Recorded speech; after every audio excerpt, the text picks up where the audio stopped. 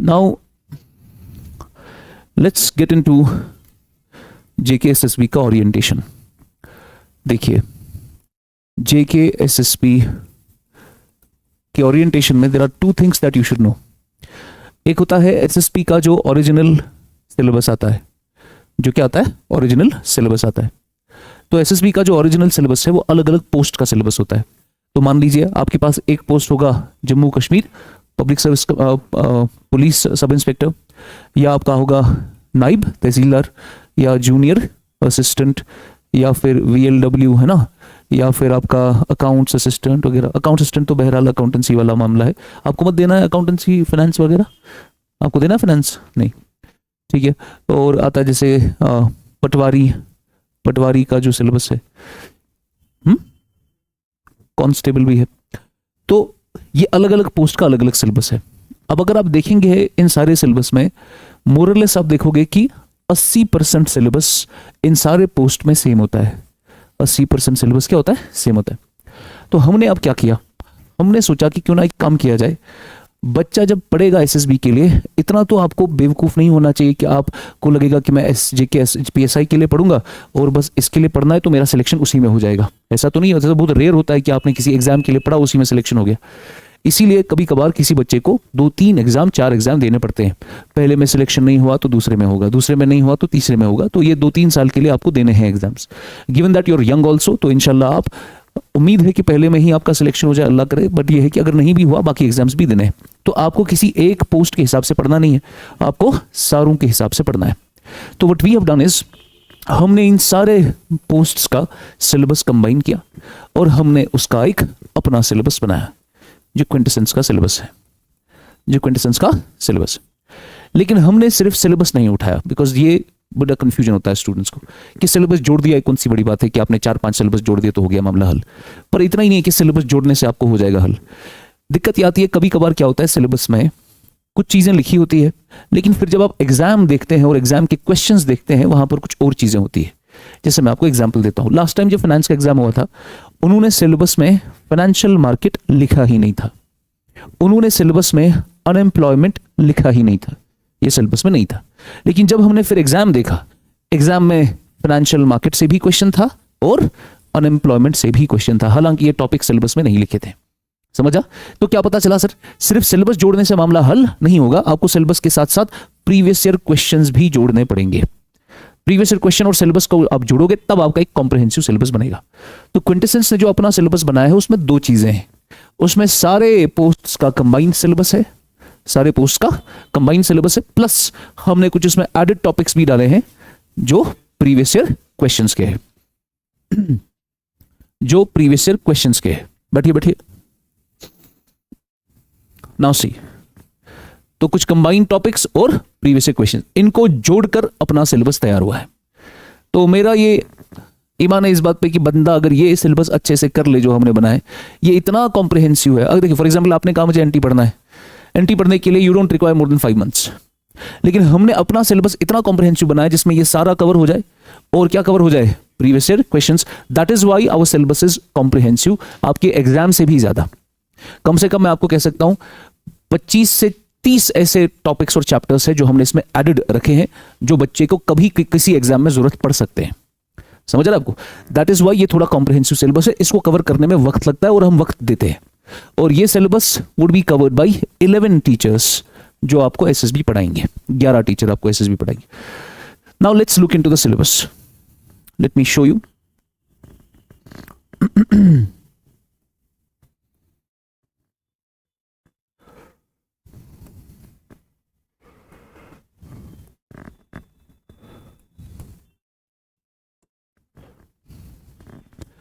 देखिए ये हमारा सिलेबस है।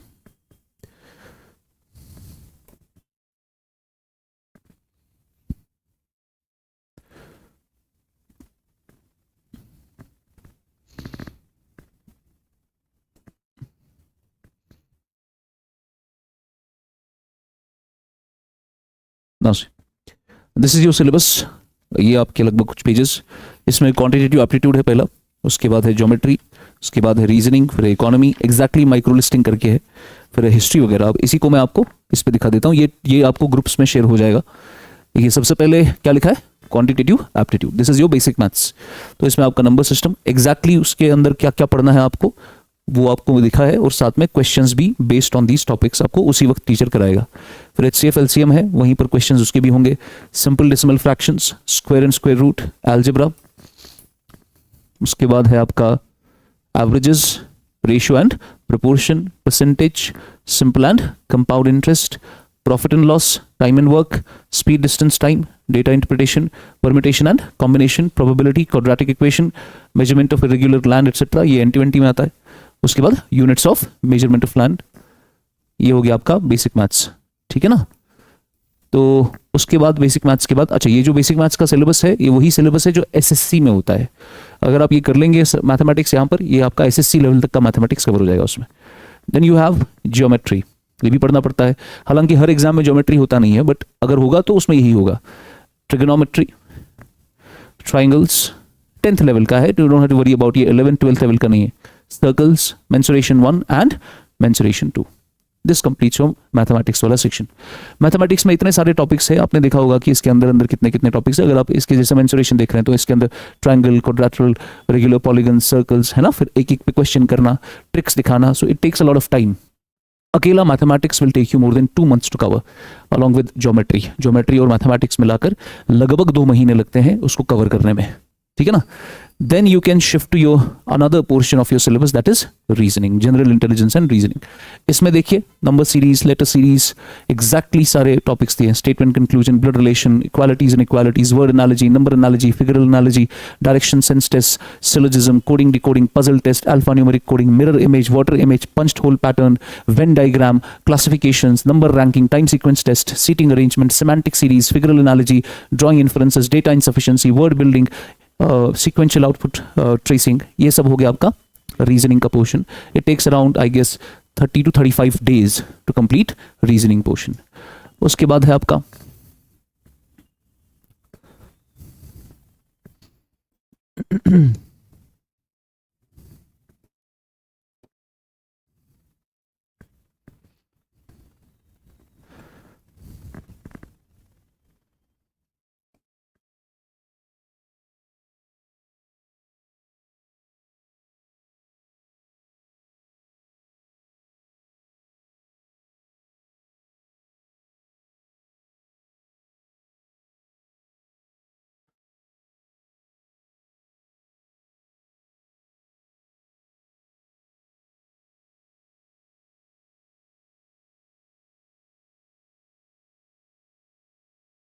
ठीक,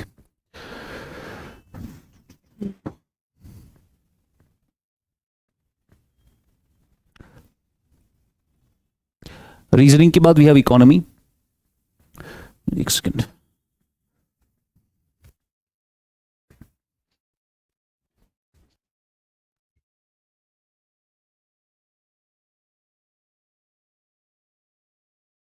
अब इकोनॉमी में सबसे पहले इंट्रोडक्शन टू इकोनॉमिक्स, उसमें कुछ डेफिनेशंस वगैरह, सेंट्रल प्रॉब्लम्स या NCERTs के पहले 1-2 चैप्टर है। ये जूम इन कैसे होता है,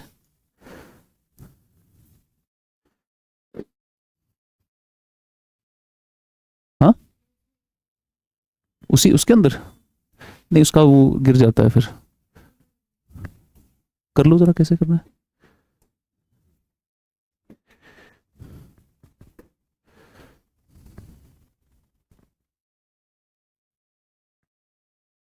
टेलीग्राम में ये था, था उधर ही।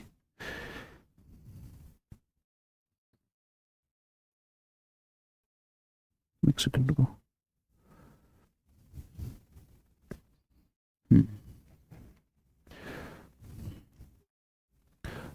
ठीक है। उसके बाद ये आपका इकोनॉमी रहा। इकोनॉमी में सबसे पहले थोड़ा बहुत इंट्रोडक्शन करना है,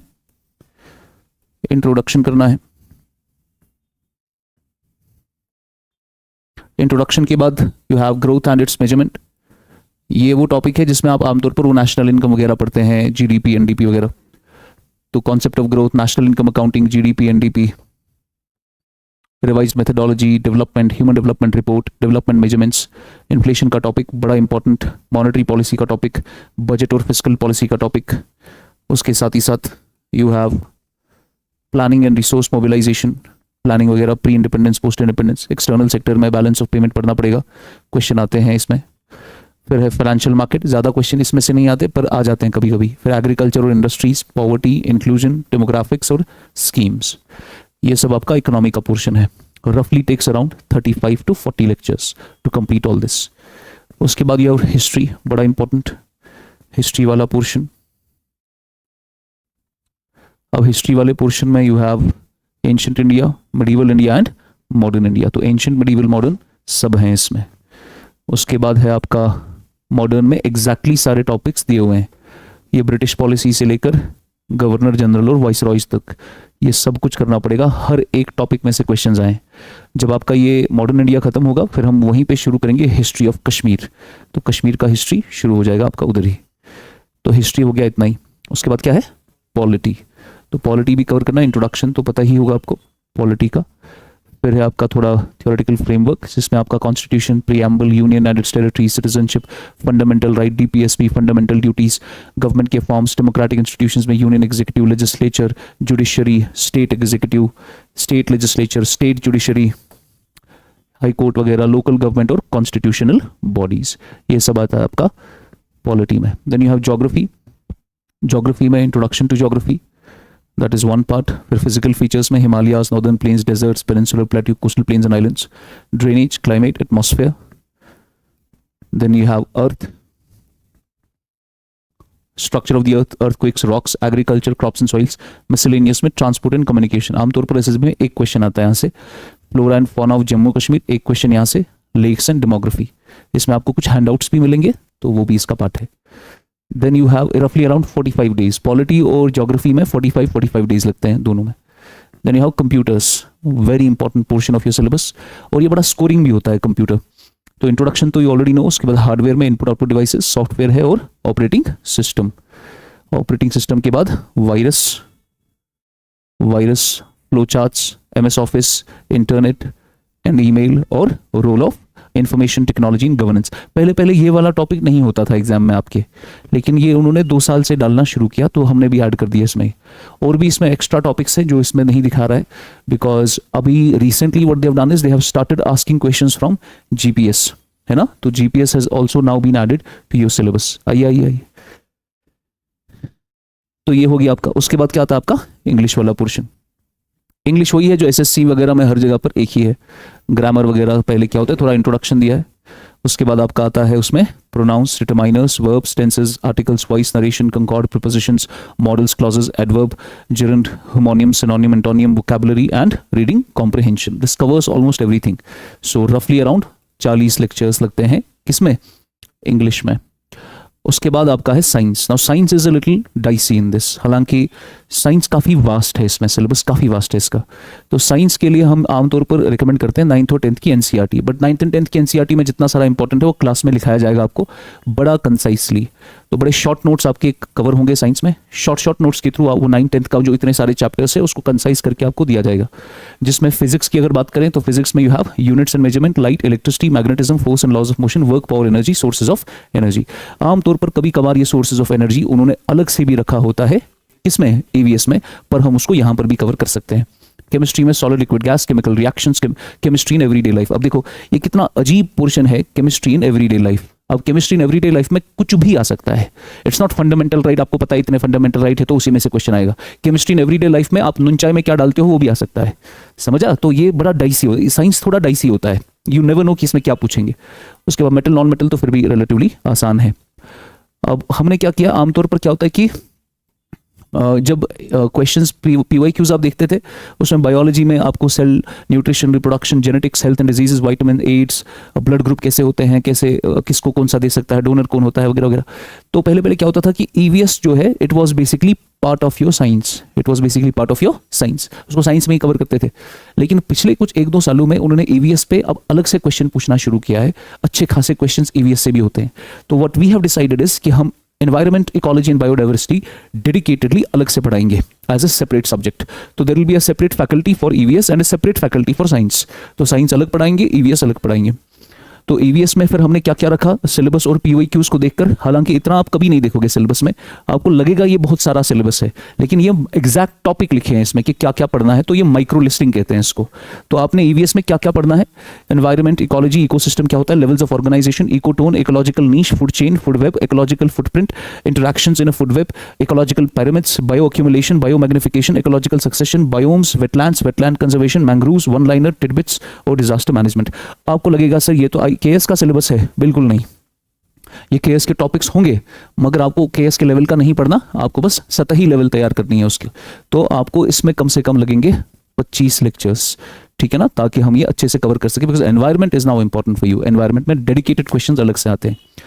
उसके बाद इतना ही नहीं है एनवायरमेंट में, देन यू हैव मॉड्यूल 2 जिसमें क्या है, एनवायरमेंटल डिग्रेडेशन। उसमें आपका क्या आएगा, air pollution, water pollution, soil pollution, convention and protocols. यहाँ से अच्छे खासे क्वेश्चन आते हैं। COP27, COP28, उसमें क्या हुआ, क्योटो प्रोटोकॉल, ठीक है ना, वो सारी चीजें। बायोडाइवर्सिटी, बायोडाइवर्सिटी में फिर आपकी टाइप्स ऑफ स्पीशीज कौन कौन सी, बायोडाइवर्सिटी कंजर्वेशन, IUCN स्टेटस किसको क्या मिला है, ये आता रहता है एग्जाम में। फिर हमने इसमें क्या डाला है, एनवायरमेंट का करंट अफेयर्स। एनवायरमेंट का करंट अफेयर है ये, जिसमें indices, schemes, summits, convention, protocol and other miscellaneous topics. ये हो गया एनवायरमेंट अलग से। एक और चीज़ जो हम जिस पे बड़ा अच्छा फील करते हैं कि हम यहाँ पर वो थोड़ा अलग से करते हैं, that is your which portion, Jammu Kashmir. Now see, I was analyzing your SSB के papers. मैंने सारे SSB के papers को analyze करके, it took me hours and hours of study to basically get to this conclusion that GK में आमतौर पर syllabus में क्या लिखा होता है, GK के हिस्ट्री, ज्योग्राफी, पॉलिटी ऐसे करते हैं, फिर नीचे लिखा होता है जम्मू कश्मीर की पॉलिटी वगैरह, ऐसा कुछ लिखा होता है जम्मू कश्मीर। मैंने जब ये सारा GK का क्वेश्चंस का मैपिंग किया, मुझे पता चला कि GK में सबसे ज्यादा सवाल आते हैं जम्मू कश्मीर ज्योग्राफी से। आते हैं कहां से, जम्मू कश्मीर ज्योग्राफी सबसे important, even more than your history, more than your geography. Jammu Kashmir की ज्योग्राफी इज एक्सट्रीमली इंपॉर्टेंट। तो what we decided is that we should start Jammu Kashmir as a separate module. तो जम्मू कश्मीर का स्पेसिफिकली अलग टीचर है जो सिर्फ जम्मू कश्मीर पढ़ाते हैं। अब जम्मू कश्मीर का हिस्ट्री आप ऑलरेडी देख चुके हैं, है कि नहीं, वो किस में हमने रखा है, हिस्ट्री में। हिस्ट्री में ही हमने जम्मू कश्मीर का हिस्ट्री रखा है। बाकी जो भी जम्मू कश्मीर का टॉपिक है वो आपको जम्मू कश्मीर के मॉड्यूल में होगा अलग से कवर। इसमें हमने जम्मू कश्मीर के मॉड्यूल में क्या क्या रखा है, ध्यान से देखिए। सबसे पहले हमने रखा है इसमें जम्मू कश्मीर की इकोनॉमी। जम्मू कश्मीर की economy is not that important, you don't get many questions from here. आपको नहीं आएंगे सवाल इसमें, ज्यादा से ज्यादा एक सवाल आएगा। जम्मू कश्मीर की इकोनॉमी उतनी इंपॉर्टेंट नहीं है। पीवाईक्यूज को अगर आप नजर देंगे आपको समझ आ जाएगा मैं क्या बोल रहा हूं, लेकिन तब भी थोड़ा बहुत बर्ड्स आई व्यू आपको लेना पड़ेगा। तो हमने इकोनॉमिक्स, बिकॉज जम्मू कश्मीर की इकोनॉमी का कोई अच्छा डेटा भी नहीं है, कोई अच्छी किताब भी नहीं है जो आपको मार्केट में मिलेगी। तो उसके लिए गवर्नमेंट का एक इकोनॉमिक सर्वे आता है, गवर्नमेंट का डॉक्यूमेंट होता है, उसी के थ्रू आपको पढ़ना पड़ेगा, बिकॉज वो रिलेटिवली सही माना जाता है सरकार की नजर में। तो जम्मू कश्मीर की इकोनॉमी के कौन कौन से सेक्टर्स है, एग्रीकल्चर है यहाँ, है ना, horticulture, market intervention scheme, forest based industries, फिर इंडस्ट्रियल सेक्टर में handicraft, handloom, woollen industry, silk industry, JK की industrial policy, SICOP, SIDCO, energy, cement industry, ये सब है। लेकिन ये उतने इंपॉर्टेंट और ल्यूक्रेटिव एरियाज नहीं है। They don't give you many questions, but needless we have to cover this because it's part of your economic survey. फिर सर्विस सेक्टर में टूरिज्म और टूरिज्म की पॉलिसी। उसके बाद Indus water treaty and impact on economy.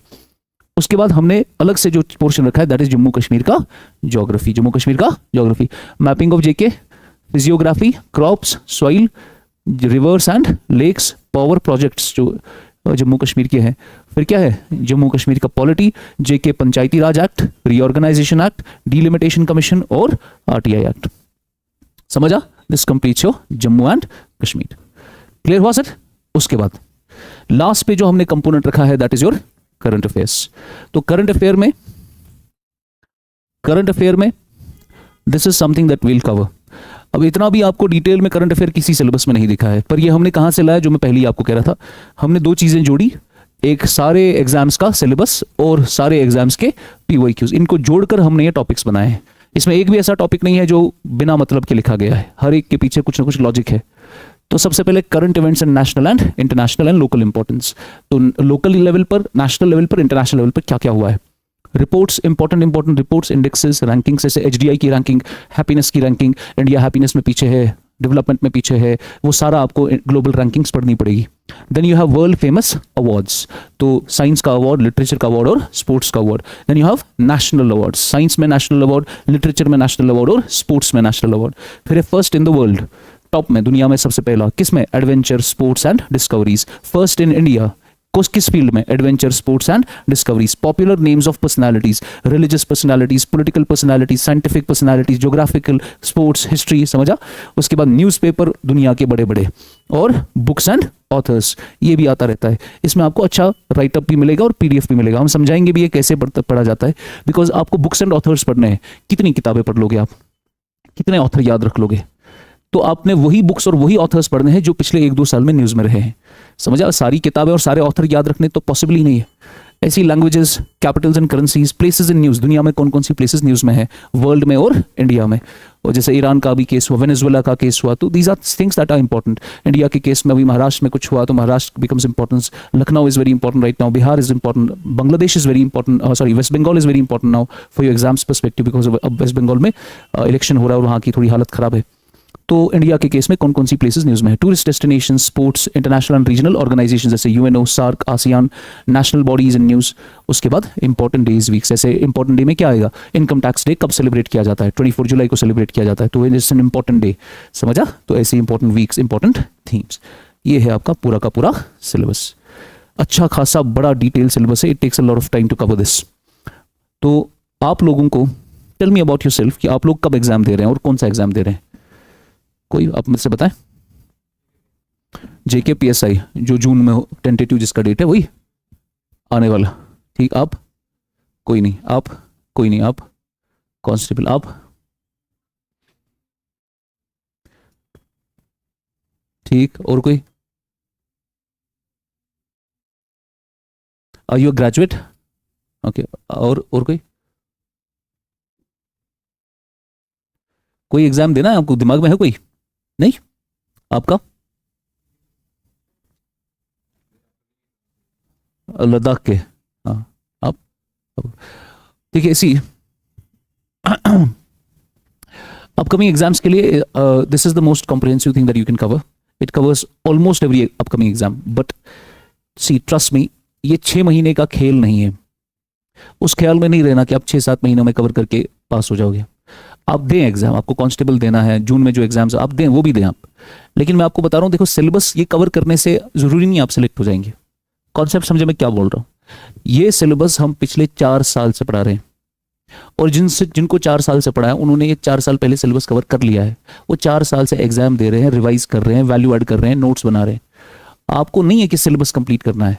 It's not about only syllabus, it's about competition. आपको किन के साथ एग्जाम देना है।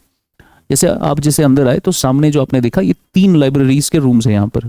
दे आर क्लोज टू 100 स्टूडेंट्स जो अंदर बैठ रहे हैं। वो क्या कर रहे हैं sir? They have completed this, हमसे ही पढ़ा, कंप्लीटेड दिस लास्ट ईयर, तब से बैठे हैं। They are keep on revising and giving test continuously, याद कर रहे हैं, शॉर्ट नोट्स बना रहे हैं। उनके साथ एग्जाम देना है आपको। तो सिर्फ सिलेबस कंप्लीट हो जाएगा और आपको लगेगा भाई 6-6 महीने बस हमने सिलेबस कंप्लीट कर लिया तो आप एग्जाम क्वालिफाई कर लोगे। It's not possible. Why? Because you are competing with guys who have already done this, जो आप आज कर रहे हो। तो पहली बात दिमाग में जरा रख लीजिए कि अगर इसमें वक्त भी लगा तो आप वक्त दोगे। ये नहीं रहना कि 6-8 महीने पढ़ा बस हाथ में कुछ नहीं आया। नहीं आता है 6-8 महीने। 99% स्टूडेंट्स को पहले साल क्वालिफाई नहीं होता है, 99% स्टूडेंट्स को। But you should be someone जो इसमें टिके, जिसने एक बार कवर किया, एक एग्जाम दिया, नो डाउट फेल हो गया, उसके बाद दूसरा दिया, फिर तीसरा दिया। वो कहीं ना कहीं अगर वो सही ट्रैक पर है, पढ़ाई इस तरीके से कर रहा है कि PYQs भी कवर हो रहे हैं, टेस्ट भी लगा रहा है, माइक्रो टेस्ट हो रहे हैं, सेक्शनल टेस्ट हो रहे हैं, फुल लेंथ टेस्ट हो रहे हैं, एक एक चैप्टर का टेस्ट होता है, अगर वो सब वो लगा रहा है तो वो सही रास्ते पे है। कभी ना कभी किसी ना किसी एग्जाम में मेरिट उसको ऊपर उठा लेगा। लेकिन अब आप समझेंगे कि ये 6-7 महीने में ही जल्दी कवर हो जाए और फिर जल्दी जल्दी आप क्वालिफाई करो, ये जल्दी वाली चीज़ नहीं है। बिरयानी धीमी आंच पे ज़्यादा बेहतर पकती है। तो वो जल्दी आप फुल ऑन उसको हीट पे रखोगे तो वो उड़ जाएगा, पूरा जल जाएगा पूरा सिस्टम ही। So it is something that you have to be patient with. ठीक है ना? बड़ा पेशेंस रखना है और लंबा सोचना है। आप ऐसा सिलेबस कवर कर रहे हो कि आने वाले सारे एग्जाम्स के लिए रेडी हो जाओगे आप। समझ आ रहा है आपको? बस फिर उसमें टिकना है, उसको बार बार पढ़ना है। And I can promise you one thing, that once you get into quintessence, as we have promised to all our 10 batches जो already चल रहे हैं, that once you get here, जब तक आप select नहीं होगे, don't leave. My and your relationship और क्विंटेसेंस और आपका relationship is not of 6 months. ये रिलेशनशिप तब तक रहेगा जब तक आप सिलेक्ट नहीं हो जाओगे. तो हमारे कुछ बच्चे हैं, जैसे पिछले बैच में कुछ बच्चे हैं जो अभी फर्स्ट ईयर में ही हैं, उन्होंने ये एक बार कवर कर लिया, उसके बाद दे स्टार्टेड इट अगेन, फिर से कवर किया. एक ही एडमिशन पे उन्होंने 3 बार पढ़ा, वो अभी भी क्लास में बैठे हैं, बिकॉज उनको पता है कि उनको एग्जाम देना है कब, ग्रेजुएट होने के बाद. वो कॉलेज नहीं जाते, वो इधर ही आते हैं. अलग अलग इस सिलेबस को कम से कम 3 बार पढ़ा उन्होंने एक ही एडमिशन पे. सो यू आर हियर, आप यहाँ बैठ सकते हैं. जब तक आपका सिलेक्शन नहीं होगा आप क्लास में रहें. जो सब्जेक्ट आपको, लेट्स सपोज पहली बार आपने मेरे पास इकोनॉमी पढ़ा तो आपको नहीं आया, लेट्स अज्यूम कि नहीं आया समझ, you can come to me, I can tell you कि आप फिर से पढ़ो. नहीं आया समझ, फिर से पढ़ो, फिर से इकोनॉमी रिपीट करो. नहीं आया समझ, तीसरी बार पढ़ो, कोई दिक्कत नहीं है. आप कभी भी कितनी बार भी पढ़ सकते हैं आप, बिकॉज आप अपकमिंग एग्जाम्स के लिए पढ़ रहे हैं. तो आपका कोई डेडलाइन नहीं है कि भाई मुझे 2 महीने में 4 महीने में खत्म करना है. आप रुके, आप अच्छे से करें, नहीं समझ आया तो कंटिन्यू करें. यू कैन कंटिन्यू एज, जब तक आप यहाँ पर है आपको कोई निकालेगा नहीं यहाँ से. You can sit in any batch, किसी बैच में जाकर आप कोई भी सब्जेक्ट कवर कर सकते हैं फिर से. ठीक है ना. जैसे मैंने आपको शुरुआत में साइकिल दिखाया था ना, वो साइकिल पिछले 5 साल से चल रहा है. आप कितनी भी बार वो साइकिल कंप्लीट कर सकते हो अपना. ठीक है. तो इंशाल्लाह will have your few more sessions, जिसमें आज आपका हिस्ट्री भी एक सेशन होगा और ईवीएस का एक सेशन होगा. 2 डिफरेंट टीचर्स फॉर 2 सब्जेक्ट्स. कल भी कुछ सेशंस होंगे, फिर आपके कुछ दिनों के बाद रेगुलर क्लासेस शुरू हो जाएंगे. बस ये दिमाग में याद रखना है that it's a long journey, it takes time. ठीक है ना. आपका कोई ऑफ नहीं होगा दिन अपार्ट फ्रॉम संडेज. कभी कभी संडे भी आना पड़ेगा. डेली क्लास देने के बाद कभी संडे भी आने के बाद still I can tell you 3-4 घंटे की पढ़ाई रोजाना क्लास में देना is not sufficient, because you are competing with guys जो बहुत तगड़े लेवल पर है. तो आपको उनकी लेवल तक जाना है. वो कैसे पॉसिबल है, जब आप कम से कम 10 घंटा बैठोगे, 11 घंटा बैठोगे, 12 घंटा बैठोगे. And trust me, it's not that difficult. 4 घंटे क्लास में ही आप दे रहे हैं तो 4 घंटे काट दे. कम से कम घर पे कोई ऐसा तरीका निकाले कि आप 8 घंटा घर पे और बैठे. सिर्फ देखो, इस पूरी प्रिपरेशन में क्लास देना सबसे आसान काम है. आप नहीं समझ रहे, आपने क्लास मुकम्मल कर लिया और आपका हो गया काम. क्लास देना सबसे आसान काम है, because that is passive learning. You are not actively involve in any study. मैं बता रहा हूँ, आप सुन रहे हैं, वो पैसिव स्टडी होती है. आपका active study should be twice your passive study. अगर आप पैसिव स्टडी कर रहे हैं 4 घंटा, एक्टिव स्टडी आपकी 8 घंटा होनी चाहिए, जिसमें आप घर पे रिवीजन टेस्ट लगा रहे हैं. किताबें जो हम रेकमेंड कर रहे हैं वो पढ़ रहे हैं आप. किसी में कोई टीचर बोलेगा एनसीईआरटी लाओ, किसी में बोलेगा ल्यूसेंट लाओ, किसी में बोलेगा कुछ लाओ, फलाना चीज़ लाओ, आरएस अग्रवाल लाओ. वो सारी चीज़ें ला रहे हैं आप. 8 घंटा घर पे सेटिंग कर रहे हैं आप. लाइब्रेरी जा रहे हैं. ठीक है ना. सो दिस इज समथिंग जो 1-2 साल के लिए करना पड़ेगा आपको इंशाल्लाह. उसके बाद you can get selected. After that, there are hundreds of students who have qualified from these batches only in various SSB exams, but they are on a different level altogether. उनको कुछ और दिखाई नहीं देता है, फिर वो 16 घंटे बैठते हैं. ठीक है ना. तो वो चीज़ दिमाग में रखिए. If you have any questions, you can ask regarding the exams and all. बोलो.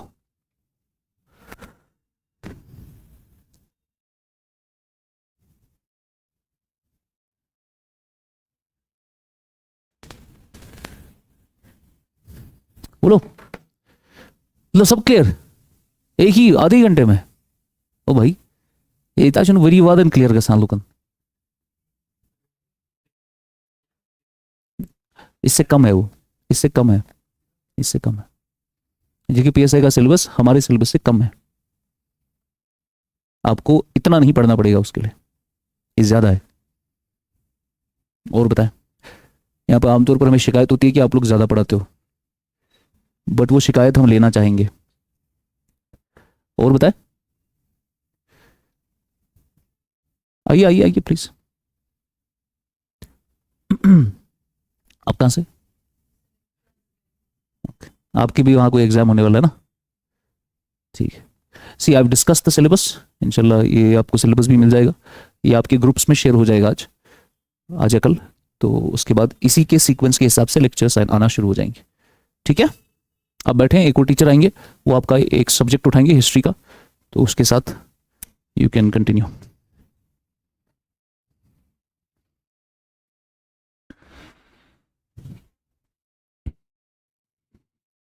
आ जाओ.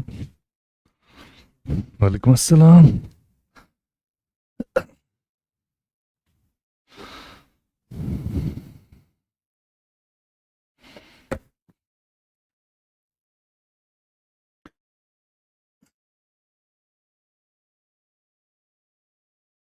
Okay, so welcome to this new batch for SSB examination.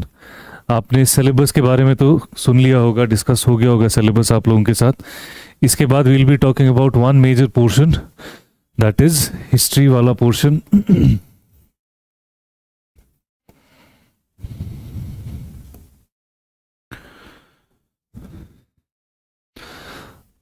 History वाला पोर्शन आपके जनरल नॉलेज वाले, जनरल अवेयरनेस वाले पोर्शन में आता है। अब जब हम बात करते हैं एसएसबी या एसएसबी लेवल के जितने भी एग्जामिनेशंस होते हैं, इसमें हिस्ट्री वाला पोर्शन जो है उसको हम 2-3 हिस्सों में डिवाइड करते हैं। 2-3 हिस्सों में किस तरह से डिवाइड करते हैं? पहले कुछ एग्जाम्स में होता है इंडियन हिस्ट्री, ठीक है, और कुछ एग्जाम्स हैं जिसमें साथ में लिखा होता है इंडियन हिस्ट्री के साथ साथ एक और एस्पेक्ट होता है, that is history of Jammu and Kashmir. History of Jammu and Kashmir, किसी में खाली ये होगा, किसी में ये दोनों होंगे, ठीक है। और इसमें हमने अब करना कैसे है, इसमें हमने क्या करना है? अब अगेन कुछ एग्जाम क्या करते हैं, हिस्ट्री ऑफ इंडिया में खाली एक पोर्शन पूछते हैं, दैट इज फ्रीडम स्ट्रगल।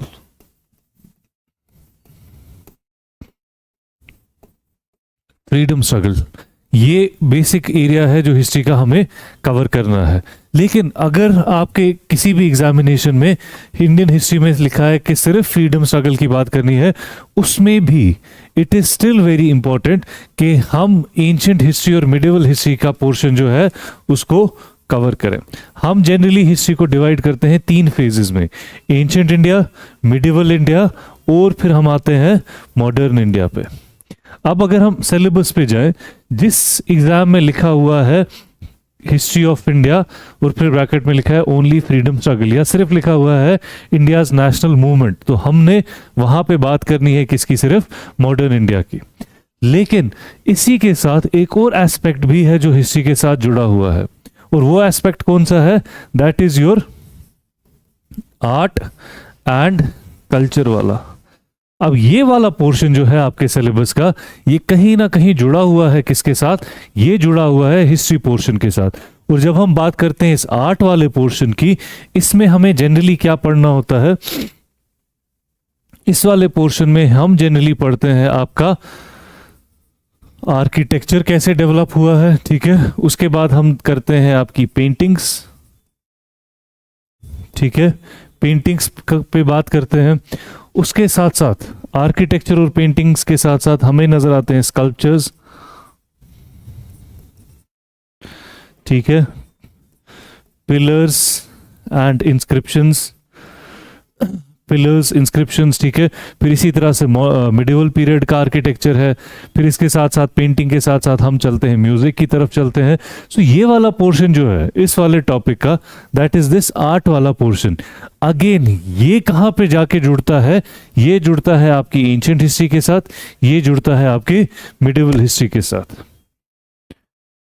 सो आपने एग्जाम में पढ़ा होगा कि भाई लिखा था सिर्फ मॉडर्न इंडिया या लिखा था फ्रीडम स्ट्रगल, आप सिर्फ मॉडर्न हिस्ट्री पढ़ के गए, वहां पे क्वेश्चन आ गया Carnatic music started under which ruling dynasty. तो आप कंफ्यूज हो जाओगे कि भाई ये तो पढ़ा ही नहीं है हमने, क्योंकि हमने तो मिडिवल और मॉडर्न पढ़ी ही नहीं। इसका तो आंसर विजयनगर एम्पायर है, तो ये कैसे एग्जाम में आ गया? ये आउट ऑफ सिलेबस क्वेश्चन है। नहीं, ये आउट ऑफ सिलेबस क्वेश्चन नहीं है, ये जुड़ा हुआ है हिस्ट्री के साथ, लेकिन ये पूछा जा रहा है किस कॉन्टेक्स्ट में? आर्ट के कॉन्टेक्स्ट में। इसीलिए फॉर अ होलिस्टिक अप्रोच, अगर आप एक अच्छी अप्रोच करना चाहते हैं उन सारे एग्जाम्स में भी जहां पे लिखा है सिर्फ मॉडर्न इंडिया लेकिन उसके साथ नीचे आर्ट एंड कल्चर भी लिखा हुआ है, so it becomes slightly important कि आप आर्ट के लिए एंशिएंट और मिडिवल का आपको एटलीस्ट वो आर्ट वाला पोर्शन जो है एंशिएंट का और मिडिवल का वो पता होना चाहिए, ठीक है। तो सबसे पहले जब हम सिलेबस देखते हैं तो हम वहां पे देखते हैं एंशिएंट इंडिया, हम बात करते हैं फिर मिडिवल इंडिया की, ठीक है, और हम बात करते हैं मॉडर्न इंडिया की। 3 फेजेस में हम इसको डिवाइड कर देते हैं। अब हम जनरली फोकस किस पे करते हैं फॉर द एग्जामिनेशन? हम जनरली फोकस करते हैं डायनेसिटीज पे, dynasties in terms of a timeline, हम एक टाइमलाइन बनाते हैं रूलिंग डायनेसिटीज की, कि किस तरह से किसके बाद किस रीजन में हमें कौन सी मेजर रूलिंग डायनेसिटी नजर आती है। फॉर एग्जांपल हम देखते हैं मौर्याज हैं, फिर मौर्यन एम्पायर डिवाइड होती है, एक एरिया में शुंगाज हैं, उन्हीं के एक रीजन में हमें फिर कुशनाज नजर आते हैं, कहीं पे कोई सातवाहनाज नजर आते हैं, अलग अलग रूलिंग डायनेसिटीज नजर आती हैं। रूलिंग डायनेसिटीज के साथ साथ हम फोकस करते हैं मेजर रूलर्स पे। अब जो ट्रेंड हमने देखा है एसएसबी लेवल के एग्जामिनेशंस में, उसमें रूलर बेस्ड क्वेश्चंस भी आते हैं। This ruler belongs to which dynasty, ठीक है, उसमें फोकस किस पे किया जाता है? रूलर्स में हमेशा फोकस करना चाहिए या तो फाउंडर पे, इस पे सवाल आ सकता है, ठीक है, या फिर लास्ट रूलर, जहां पे सिग्निफिकेंट है कोई लास्ट रूलर, इस पे फोकस करना है, या उस डायनेसिटी का सबसे बड़ा रूलर। तो फॉर एग्जाम्पल अगर हम मौर्यन डायनेसिटी ले, so we have founder Chandragupta Maurya, ठीक है, तो हम यहां पे लिख देंगे चंद्रगुप्त मौर्य। सब मेजर सबसे प्रोमिनेंट सबसे बड़ा रूलर अशोका, ठीक है, लास्ट रूलर बृहद्रथा। तो इस तरह से जब हम टॉपिक वाइज इंफॉर्मेशन को डिवाइड करेंगे तो हमें एक सिस्टमैटिकली एक नोट मटेरियल जो है वो बन के तैयार हो जाएगा, जिसको पढ़ना भी आसान होगा, जिसको रिवाइज करना भी आसान है, ठीक है। यहां से हमने 3-4 सवाल इस इंफॉर्मेशन से निकाल दिए। Who was the founder of Mauryan Empire? Chandragupta Maurya. Who was the last ruler of Mauryan Empire? Brihadratha. Who was the most significant ruler of Mauryan Empire? Ashoka. ठीक है। दूसरा set of questions. The ruler Brihadratha belongs to which ruling dynasty? Chandragupta Maurya belongs to which ruling dynasty? ठीक है। इस तरह से हम निकाल लेते हैं, नाम से, रूलर के नाम से क्या निकाल लेते हैं, क्वेश्चंस को निकाल लेते हैं। तो हम फोकस करेंगे डायनेसिटीज पे, इसका हम क्या बनाएंगे, टाइमलाइन, ये फिर ये फिर ये फिर ये। उससे क्या होगा, उससे हम एक बहुत बड़ा एरिया है जो वो सॉल्व करने वाले हैं। जनरली जब हम हिस्ट्री पढ़ते हैं तो बहुत डिफिकल्टी होती है with respect to this thing, dates याद करनी पड़ती है। हम इस तरह से प्रिपरेशन करते हैं कि हमें इस पे डेट्स पे रट्टा लगाने की, फोकस करने की, परेशान होने की जरूरत ही नहीं पड़ेगी। क्यों जरूरत नहीं पड़ेगी? क्योंकि हमने डेट्स की जगह क्या बनाया है, हमने टाइमलाइन बनाई है। और डेट्स को याद रखने से बेहतर है, डेट्स को याद रखने से आसान है टाइमलाइन याद रखनी। आपको पता है ये पीरियड है जिसमें मौर्यज थे, तो मौर्याज का सवाल इसी डेट के रेफरेंस के आसपास होगा। किसी एक अलग सेंचुरी में या बहुत दूर जो है डेट अगर वो होगी तो इमीडिएटली यू कैन एनालाइज कि ये डेट जो है गलत है। या तो आपको डेट पता हो या आप 3 डेट्स को एलिमिनेट कर सको अपने ऑप्शंस में से, you will get the right answer. हमें दोनों चीजें आनी चाहिए। डायरेक्टली भी कुछ इंपॉर्टेंट डेट्स हैं वो भी याद रखेंगे, बहुत थोड़ी सी हैं 20-25 डेट्स, वो भी याद रखेंगे। बाकियों को हम सॉल्व करेंगे किस तरह से, एलिमिनेशन से।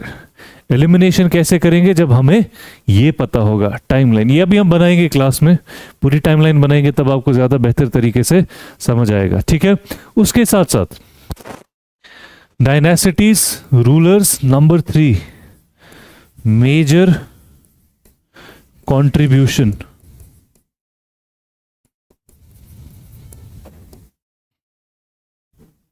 अच्छा, मेजर कंट्रीब्यूशन में हम क्या देखते हैं,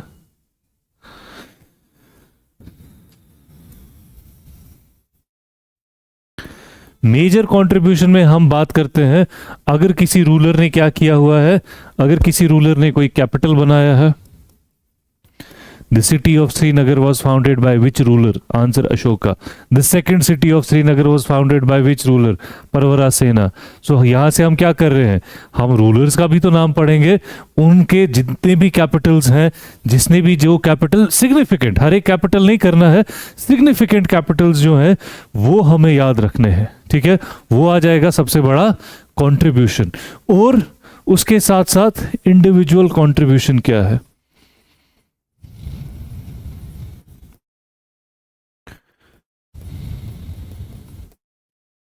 अब इंडिविजुअल कंट्रीब्यूशन में क्या आता है, let's again go to this example, for example Ashoka, ठीक है।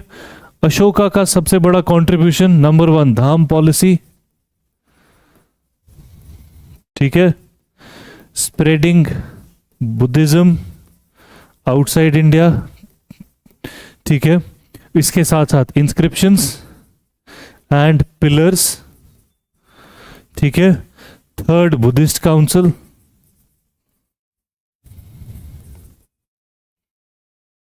बस हो गए आपके अशोका के सारे कॉन्ट्रीब्यूशन जो है कवर कर लिए। नाउ फ्रॉम दिस इंफॉर्मेशन, ये जो 4 छोटी छोटी मैंने 4 फ्रेजेस लिखे, इसमें से आप बहुत सारे सवाल निकाल सकते हो। Which ruler is known for his dhamma policy, Ashoka. Which ruler organise the third Buddhist council, Ashoka. Which ruler is known for inscriptions and pillars, ठीक है, या Ashoka's architecture mainly includes pillars, ठीक है। Which ruler led to the spread of Buddhism outside India, Ashoka, ठीक है। तो यहां से हम बहुत सारे सवाल निकाल के ला रहे हैं। इसी तरह से दूसरा एक और रूलर ले लेते हैं, कनिष्का। कनिष्का का क्या है कंट्रीब्यूशन, फोर्थ बुद्धिस्ट काउंसिल, ठीक है। यहां एक कैपिटल था कनिष्कपुरा, ठीक है। साका एरा स्टार्ट किया है, साका एरा स्टार्ट किया 78 एडी में। आगे इंफॉर्मेशन, ठीक है। अब इसमें से हम बहुत सारे सवाल निकाल सकते हैं। Under which ruler the fourth Buddhist council was held, Kanishka. The capital of Kanishka in Kashmir was Kanishkapura. Which ruler started the Shaka era, Kanishka, ठीक है। जब हमने ये लिखा होगा साका एरा इन 78 एडी, तो हम निकाल सकते हैं what is the difference between modern English calendar and Shaka calendar, 78 years. तो इंफॉर्मेशन छोटी छोटी कंट्रीब्यूशन जो है यही मिला के बन जाएगी हमारी पूरी हिस्ट्री, ठीक है। उसके साथ साथ हम क्या बात करते हैं, उसके साथ साथ हम बात करते हैं आर्किटेक्चर की, ठीक है। बिकॉज अब आर्किटेक्चर की हम बात क्यों करते हैं, बिकॉज काफी सारे सिलेबस में ये भी लिखा होता है monuments and places of visit, ठीक है। तो हम monuments and places of visit जो है उसको भी यहीं से कवर करते हैं, ठीक है। मेजर कॉन्ट्रीब्यूशंस मेजर रूलर्स के, हमने कैपिटल देख लिया, हमने इंडिविजुअल कॉन्ट्रीब्यूशंस देख लिए। इसी तरह से हम आर्किटेक्चर में भी कंट्रीब्यूशन देखते हैं। हम सबसे पहले देखेंगे इंडस वैली की टाउन प्लानिंग देखेंगे, उसके बाद हम रूलर्स की कैपिटल्स और मॉन्यूमेंट्स देखेंगे। Palace of Ashoka was at, your answer is Kumhrar, या red fort is on the banks of which river, Yamuna, ठीक है। Taj Mahal lies on the banks of which river, Yamuna, ठीक है। Srinagar city is established on which river, Jhelum. So हम क्या कर रहे हैं, हम आर्किटेक्चर के हिसाब से भी again with reference to rulers and dynasties कुछ इंफॉर्मेशन गैदर करने वाले हैं। ये एंशंट के लिए भी है, ये मिडिवल के लिए भी है। फिर जब हम मॉडर्न पीरियड में आते हैं, मॉडर्न हिस्ट्री जो है उसको हम लेते हैं from the decline of Mughals. Mughals decline हुए, उधर से आगे आगे की हिस्ट्री कब तक की, आपके 1947 तक की हिस्ट्री जो है इसको हम मॉडर्न पीरियड में इंक्लूड करते हैं। अब इधर हम क्या करने वाले हैं, इधर हमारा फोकस किस पे रहेगा, इधर हमारा फोकस सबसे पहले रहेगा इस्टेब्लिशमेंट ऑफ ब्रिटिश रूल, ठीक है। किस तरह से बंगाल में इस्टेब्लिश हुए, मद्रास में इस्टेब्लिश हुए, महाराष्ट्र में इस्टेब्लिश हुए, सेंट्रल इंडिया में इस्टेब्लिश हुए, नॉर्थ में पंजाब में इस्टेब्लिश हुए, किस तरह से इस्टेब्लिश हुए। इसमें आ जाती हैं कुछ मेजर बैटल्स, ठीक है, कुछ पॉलिसीज और कुछ इंफॉर्मेशन अबाउट गवर्नर्स या आपके गवर्नर जनरल्स, ठीक है। तो ये इंफॉर्मेशन हमें मिलनी है। इसके बाद नंबर 2 जो हमें फोकस करना है वो क्या है, इंडियन रेस्पॉन्स,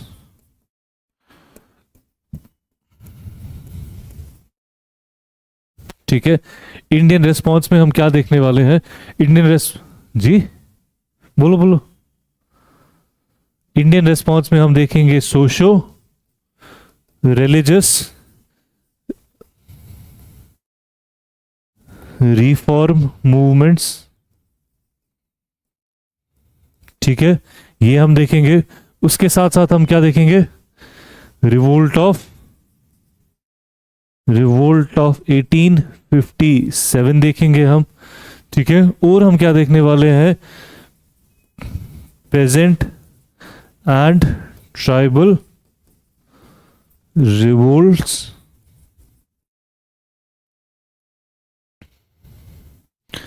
ये हम करेंगे, ठीक है। हो गया हमारा इस्टेब्लिशमेंट, ये इस्टेब्लिशमेंट और इसका इंडियन रिस्पॉन्स, ठीक है। फिर तीसरा पार्ट हम देखेंगे इसमें, दैट इज नेशनल मूवमेंट, ठीक है। नेशनल मूवमेंट में हम क्या देखने वाले हैं? नेशनल मूवमेंट में हम देखेंगे establishment of Congress, establishment of Congress, ठीक है, क्योंकि वहीं से हम शुरू करते हैं नेशनल मूवमेंट का एक प्रोसेस। उसके साथ साथ हम क्या देखेंगे? कुछ मेजर लीडर्स में हमारा फोकस किस किस पे रहेगा? Any ideas? हाँ, हमारी फिल्म के असली हीरो गांधी, और गांधी है, नेहरू है, लाला लाजपत राय, बाल गंगाधर तिलक, गोपाल कृष्ण गोखले, आ जाओ, सुभाष चंद्र बोस,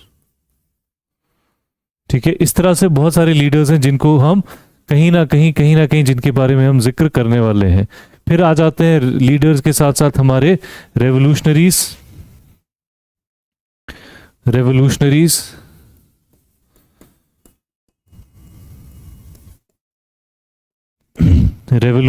में वी हैव भगत सिंह, ठीक है। और भी काफी सारे नाम हैं। हम रेवोल्यूशनरीज के 2-3 फेजेस देखेंगे, उसमें हम देखेंगे उनकी अलग अलग एक्टिविटीज। फिर हम देखेंगे typically national movements.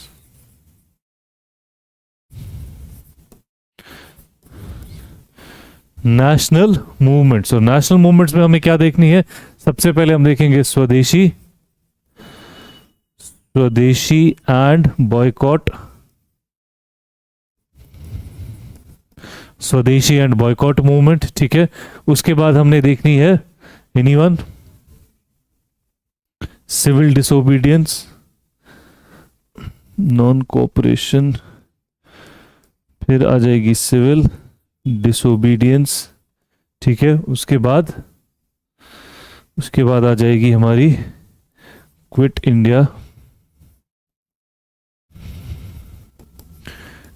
India movement, ठीक है। अब हमारी इंफॉर्मेशन में हमें क्या क्या चाहिए? यहां से यहां कैसे गए, यहां से यहां कैसे गए, यहां से यहां कैसे गए, और इसके बाद इंडिपेंडेंस हम कैसे पहुंचे, ठीक है। So between these movements, in movements के बीच में जितनी भी इंफॉर्मेशन है, ये खत्म हो रही है, दूसरी वाली शुरू हो रही है, और दूसरी वाली हो गई, ठीक है। From one moment to another moment, यही हमने इस पूरे पोर्शन में करना है। मॉडर्न इंडिया में सबसे ज्यादा क्वेश्चंस जो हैं यहीं से आने वाले हैं, और यहां पे हमें कुछ डेट्स हैं जो याद रखनी पड़ेंगी। सो एंशिएंट में उतनी डेट्स का मसला नहीं है, मिडिवल में उतना मसला नहीं है। डेट्स जो हमें 10-15 याद रखनी पड़ेंगी या 20 याद रखनी पड़ेंगी, मेजर पोर्शन उसका यहीं पे आता है। और इन्हीं मूवमेंट से ही रिलेटेड हम देखेंगे हमारी लीडरशिप भी किस तरह से काम कर रही है, ठीक है।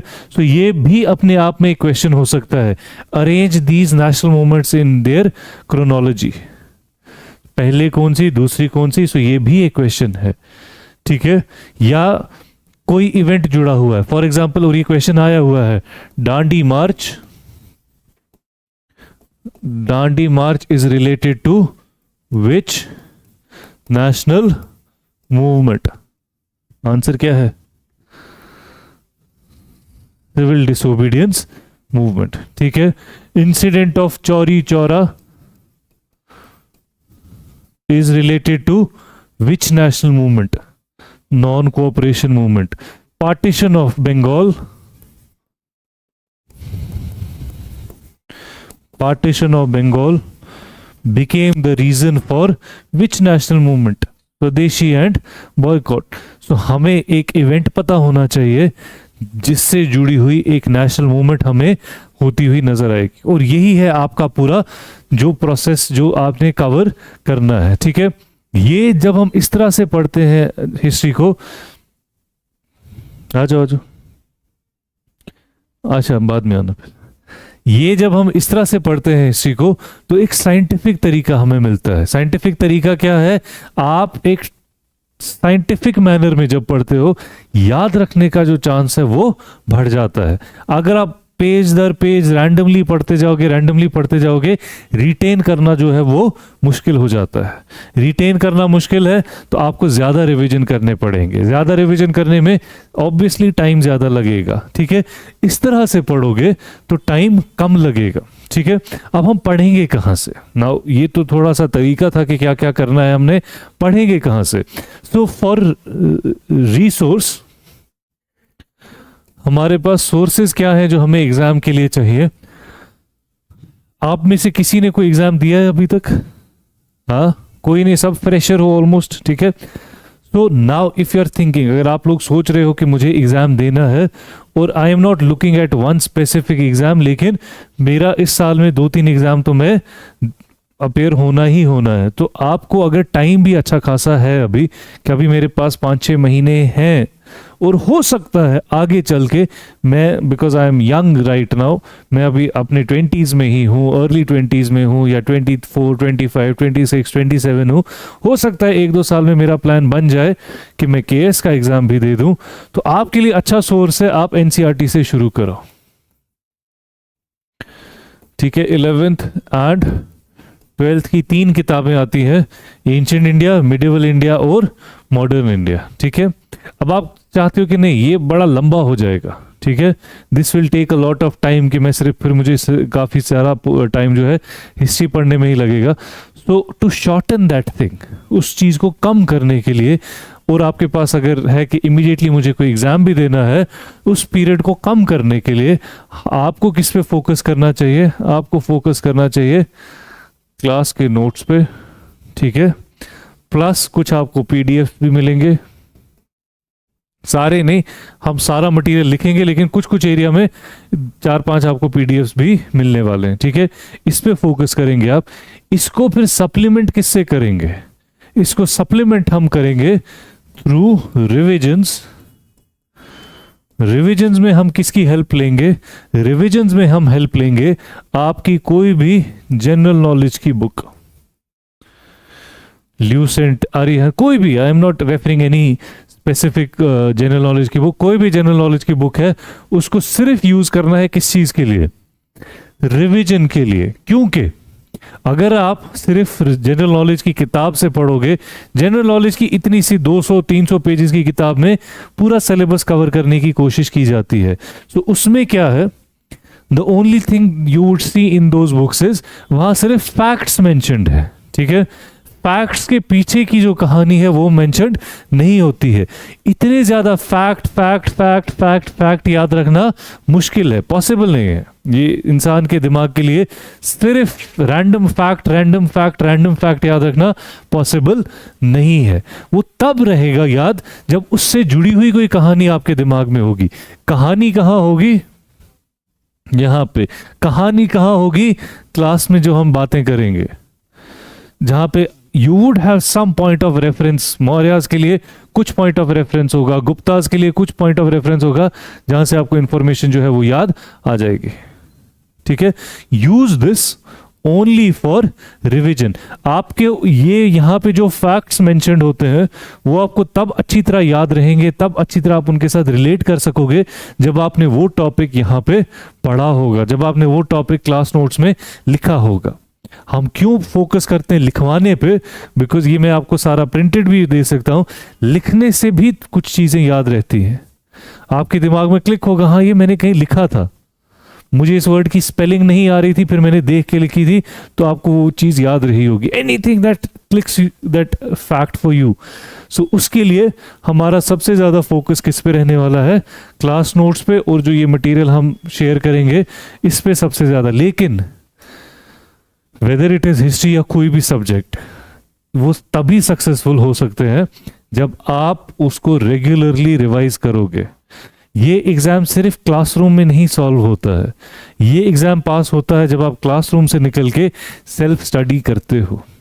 सेल्फ स्टडी ज़रूरी है, फिर चाहे वो आप लाइब्रेरी में बैठ के करो, घर पे बैठ के करो, कहीं पे करो, लेकिन वो एक ऐसा इंपॉर्टेंट कंपोनेंट है इस एग्ज़ाम का जिसके बिना ये एग्ज़ाम सॉल्व नहीं हो सकता है। क्लास में आने का पर्पस क्या है? कि आपको डायरेक्शन मिलती रहे कि मैं किस डायरेक्शन में जाना है, और आपको एक पुश मिले so that you can save your time. वरना पढ़ने को ये सारी चीजें आप खुद भी पढ़ सकते हो, ऑल द सब्जेक्ट्स, मैथ्स भी, ज्योग्राफी भी, रीजनिंग भी, लेकिन क्लास में आने का पर्पस क्या है? कि आपको डायरेक्शन मिले, आपका काम आसान हो सके। मैं आपको बताऊं भाई ये पढ़ना है, तो हो गया ना काम आसान। इंस्टेड ऑफ कि आप बैठ के वो ढूंढो, वो निकालो, वो लिखो, मैं आपको यहीं से बता रहा हूँ ये चीजें पढ़ो, तो आपका काम आसान हो रहा है। लेकिन वो जो आप काम आसान कर रहे हो, वो टाइम आपने लगाना है उन चीजों को रिवाइज करने में। ठीक है, तो ये पोर्शन है जो इंडियन हिस्ट्री का हमने पढ़ना है। हम स्टार्ट करेंगे स्टोन एज पीरियड से, अर्ली मैन के पीरियड से, और हम आएंगे 1947 तक। ठीक है, फिर कुछ एग्जाम्स में साथ में दिया होता है एक और portion, history of Jammu and Kashmir. History of Jammu and Kashmir में भी सेम हमने यही करना है, एंशिएंट पीरियड से मॉडर्न पीरियड तक आना है। यहाँ हमारा फोकस खासकर किस पे रहता है? यहाँ हमारा फोकस रहता है रूलर्स पे, कैपिटल्स पे, ठीक है, मॉन्यूमेंट्स पे। मॉन्यूमेंट्स ये किसने बनाया, ठीक है, और ये इसकी लोकेशन क्या है विद रेफरेंस टू J&K, इस पे हमारा खास फोकस रहता है। सो रूलर्स एंड डायनेसिटीज, कैपिटल्स और मॉन्यूमेंट्स, इस पे हमारा खास फोकस रहने वाला है।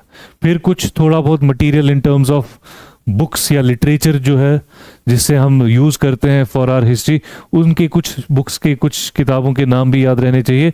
That goes for this history portion. ठीक है, इसके साथ साथ जब हम आर्ट एंड कल्चर की बात करते हैं,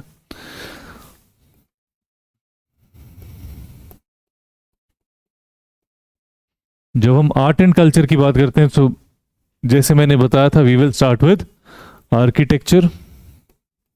ठीक है, आर्किटेक्चर में हम क्या पढ़ेंगे? हम सबसे पहले पढ़ेंगे town planning, Indus valley civilisation की, यहीं से हमारा आर्किटेक्चर शुरू हो रहा है। उसके बाद हम पढ़ेंगे आर्किटेक्चर मौर्यन पीरियड का,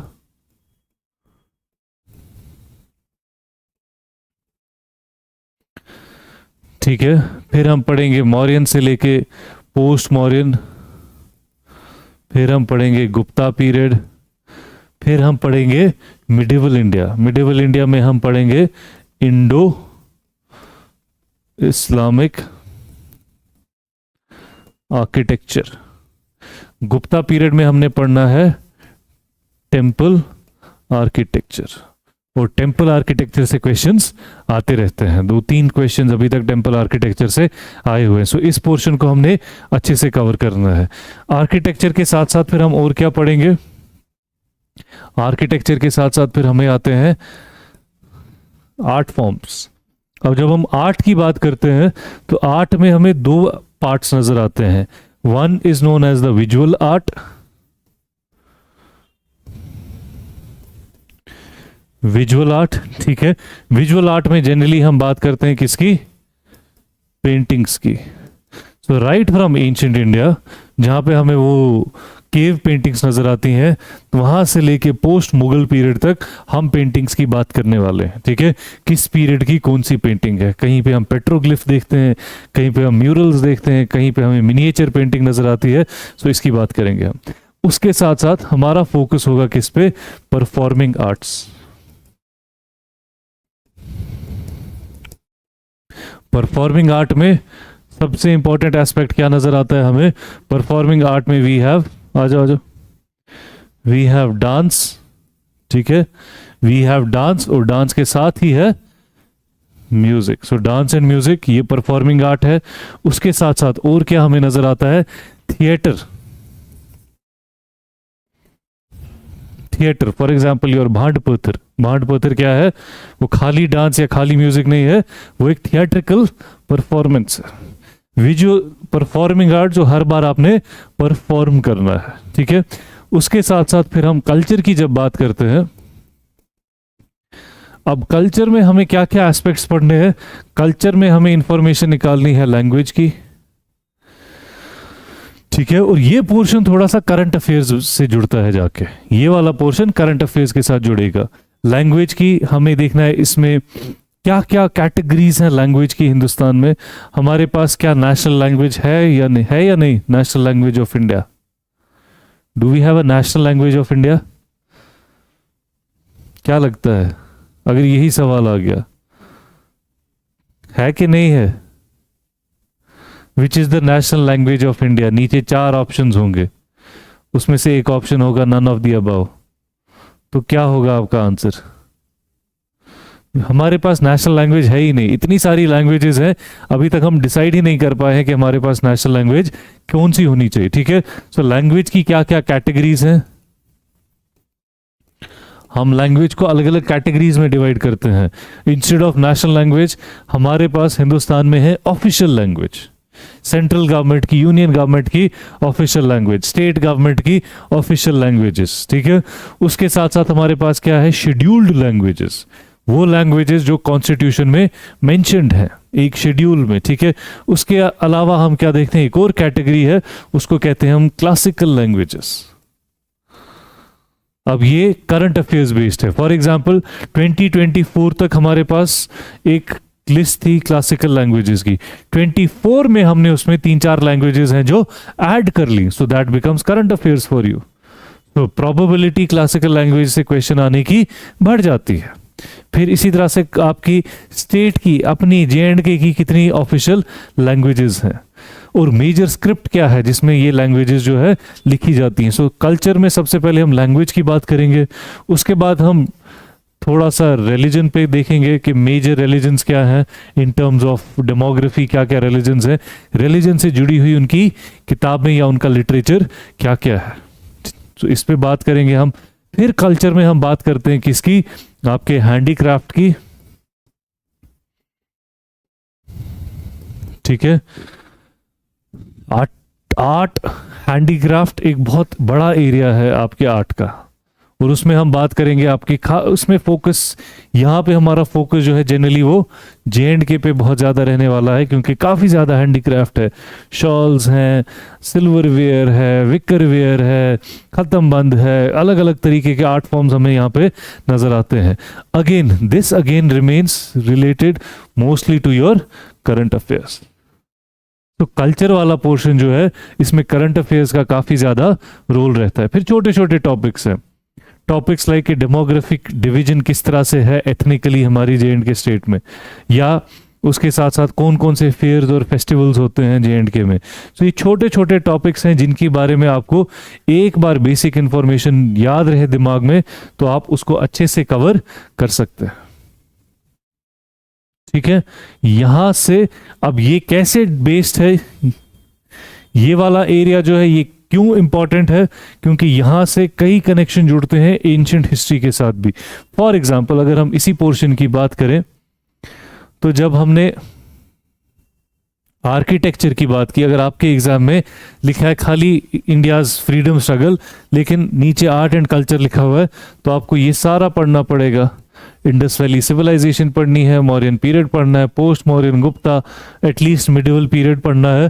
तो इसलिए for a holistic approach it is very important कि आप एंशिएंट, मिडिवल, मॉडर्न पढ़ के चलो, in spite of the fact कि वहां सिर्फ लिखा होगा इंडिया फ्रीडम स्ट्रगल, क्योंकि आर्ट के कॉन्टेक्स्ट में क्वेश्चंस आ सकते हैं एंशिएंट पीरियड से, आर्ट के कॉन्टेक्स्ट में क्वेश्चंस आ सकते हैं मिडिवल पीरियड से।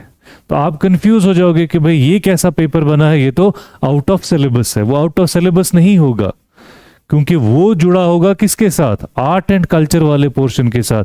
वो जुड़ा होगा क्योंकि उसी सिलेबस में लिखा था monuments and places of visit. तो अगर ताजमहल पे सवाल है तो प्लेस ऑफ विजिट है, वो मॉन्यूमेंट है। लेकिन क्वेश्चन होगा थोड़ा हिस्टोरिकल कॉन्टेक्स्ट वाला, तो आप परेशान कि भाई आउट ऑफ सिलेबस आप मैं कैसे पास हो जाऊं। सो ऐसी एबनॉर्मल सिचुएशन को टैकल करने के लिए इंपॉर्टेंट है कि आप ये सब करके एग्जाम से एक स्टेप आगे रहो, और यही डिफरेंस क्रिएट हो जाएगा। डिफरेंस किस तरह से क्रिएट होगा, एक स्टूडेंट जो घर पे बैठ के पढ़ रहा है विदाउट गाइडेंस, वो ये चीजें एनालाइज वो ये चीजें एनालाइज नहीं कर पाएगा, और जब वो ये एनालाइज नहीं कर पाएगा वो ऐसे क्वेश्चंस में आके अटक जाएगा। और ये चीजें आप कैसे एनालाइज कर पाते हो, जब आप क्लास में बैठ के अंडरस्टैंड करोगे और साथ में आप मॉक टेस्ट भी दोगे। वहां पे आपको समझ आ जाएगा मेरी प्रिपरेशन कितनी है और कितना मुझे रिवीजन या कितना मुझे काम करने की जरूरत है। अब जब आप मॉक टेस्ट दोगे ना, उसमें एक चीज पे बड़ा फोकस करना, जितने भी आप टेस्ट दे रहे हो, वो आप क्लासरूम में दे रहे हो या घर पे बैठ के दे रहे हो, उसमें एनालाइज क्या करना है, एनालाइज करना है अपना पैटर्न गलत करने का। सवाल गलत करने का पैटर्न होता है। वो क्या पैटर्न है, मॉक्स आप दे रहे हो, फॉर एग्जाम्पल आपने कुछ सवाल गलत किए हैं, अब उसमें क्या एनालाइज करोगे आप उसमें एनालाइज करोगे कि अगर मैंने गलत किया है तो ये गलत क्यों हुआ है। ठीक है, गलत होने के रीजंस हो सकते हैं। पहला रीजन, आपको कोई आइडिया नहीं था इस सवाल का, या आपने कभी पढ़ा ही नहीं है। ठीक है, दूसरा रीजन, पढ़ा था लेकिन पूरी क्लैरिटी नहीं है, सो आपको क्लैरिटी नहीं है। इसका मतलब है कि यहां थोड़ा सा रिवीजन करने की जरूरत है, या अंडरस्टैंडिंग अभी थोड़ी सी वीक है, इस टॉपिक को फिर से एक बार पढ़ने की जरूरत है। तीसरी कंडीशन हो सकती है, आपने पढ़ा था, रिवाइज भी किया था, दो ऑप्शंस में आप अटक गए। यू कुड एलिमिनेट, दो ऑप्शंस आपने निकाल दिए, दो में आप अटक गए। तो वहां पे क्या है, वहां पे रिवीजन का इश्यू है। ठीक है, फिर एक और रीजन होता है जो आप सब करोगे। वो रीजन क्या है, आपने सवाल ही अच्छे से नहीं पढ़ा, क्योंकि सवाल में लिखा था, एक स्टेटमेंट थी एक सवाल की, नीचे लिखा था which of the following statements is not correct, या which of the following options is not correct. लेकिन आप सवाल पढ़ के इतने खुश हो गए कि मुझे ये टॉपिक आता है, कि आपने जल्दी जल्दी में पढ़ दिया विच ऑफ द फॉलोइंग इज, दिख तो रहा है नॉट करेक्ट, आपके दिमाग में है विच of the following is correct.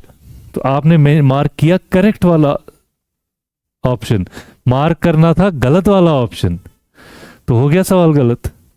तो आपकी कैलकुलेशन और एसएसबी की कैलकुलेशन फिर क्यों ऊपर नीचे हो जाती है, क्योंकि आपने सवाल सही से नहीं पढ़ा है। फिर आप कहते हो अरे मैंने तो ठीक किया था, ये तो धांधली है एग्जाम में, ये तो चोरी हो गई एग्जाम में, मेरे तो इतने पॉइंट्स आ रहे थे फिर भी मुझे क्यों नहीं सिलेक्शन हो रही है। वो इसीलिए क्योंकि आपने स्टेटमेंट जो है, क्वेश्चन की जो स्टेटमेंट है, वो आपने सही से नहीं पढ़ी होती है। If you can analyse this thing, आप मॉक्स भी अच्छे से करोगे, आप उससे सही इंफॉर्मेशन भी निकाल सकते हो। जिसका आइडिया नहीं है, मतलब पता चल गया ये टॉपिक पढ़ना है, इधर क्लैरिटी नहीं है, मतलब अंडरस्टैंड पूरी तरह से नहीं हुआ है, एक बार कम से कम पढ़ने की जरूरत है। यहाँ पे अगर ऑप्शंस में कंफ्यूजन है, मतलब आपको रिवीजन थोड़ा सा और करना पड़ेगा। ठीक है, और ये अगर आप कर रहे हो, दैट मीन्स आप हड़बड़ी में क्वेश्चन पढ़ते हो, या आप स्ट्रेस में हो जो क्वेश्चन पढ़ रहे हो, आप ठहराव से, क्लैरिटी से क्वेश्चन नहीं पढ़ रहे हो।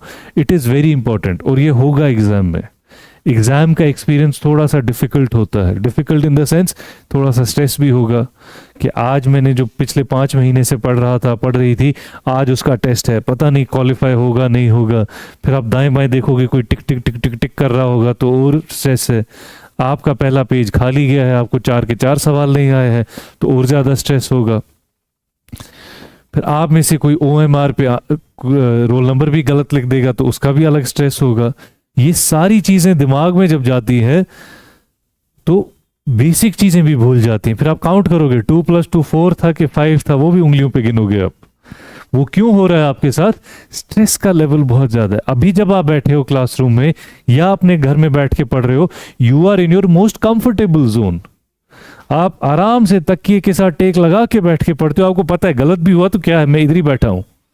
लेकिन एग्जाम में जब आपको लग रहा है कि गलत हो रहा है, ये भी गलत, ये भी गलत, तो लग रहा है कि नौकरी हाथ से जा रही है, तो उसका स्ट्रेस आसमान पे। और जब स्ट्रेस आसमान पे, फिर आप ये करोगे,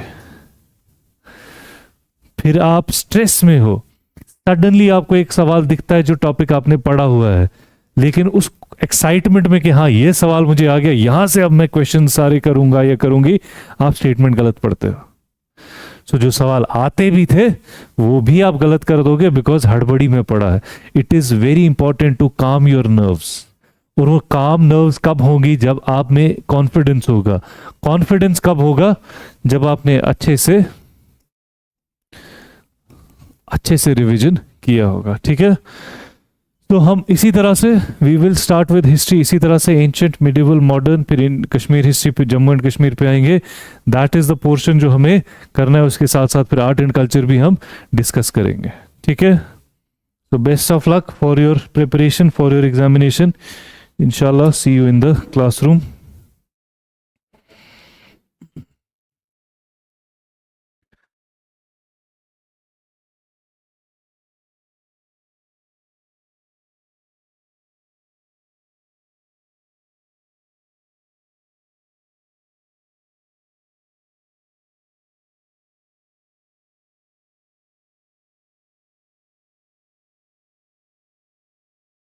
वालेकुम अस्सलाम।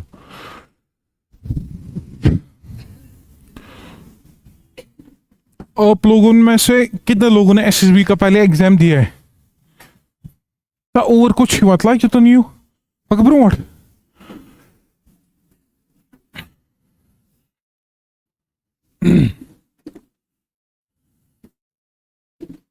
कितने लोगों ने आप में से एग्जाम दिया एसएसबी का? कौन सा? कांस्टेबल का? तो कितना आया था marks? Cut off general category आपने दिया था कभी? कौन सा?